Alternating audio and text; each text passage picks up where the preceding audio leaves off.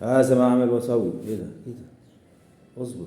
اسمع النبي عليه الصلاه والسلام: الا اخبركم بمن يحرم عليه النار. معنى الحديث: يحرم عليه النار يعني مش هيخش النار خالص. مين ده عشان يكون زي اللي ربنا هيحرم جسمه على النار؟ كل هين لين. اوعى تكون قاسي القلب، اوعى تكون فاكر ان الغلظه والشده والجبروت والافتراء ده اللي هيخليك يعني تسيطر وتهيمن على الناس وعلى قلوبهم. لا، خليك هين، خليك طيب، خليك سهل، خليك كده عشان ربنا يكرمك. يحرم عليك النار. عارف يعني ايه ربنا حرم عليك النار؟ ما تدخلش النار ما تمسكش. ليه؟ لانك هين لين طيب. الناس فاكره ان الطيبه ان انت تبقى اهبل عبيط. لا، الطيبه مش كده خالص. ده الطيبين والطيبات.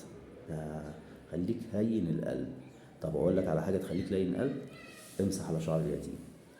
امسح على شعر اليتيم، قلبك هيلين. ادعي ربنا يحوش عنك قسوه القلب. دي عقوبه تكون فرحان بيها؟ لا، ده ابتلاء من ربنا سبحانه وتعالى. اللهم اجعلنا طيبين هينين القلوب، لينين سهلين، ناس تألفنا ونألفهم، مش تنفر عنا. سؤال بقى النهارده، وزورة النهارده: كل سنة وانتم طيبين. مين الصحابي الجليل اللي لقب بالفاروق؟ ولماذا لقب بهذا اللقب؟ الصحابي الجليل خد لقب الفاروق، وليه لقب بهذا اللقب؟ انا عارف الفزوره سهله، احنا في اخر رمضان. كل سنه وانتم طيبين.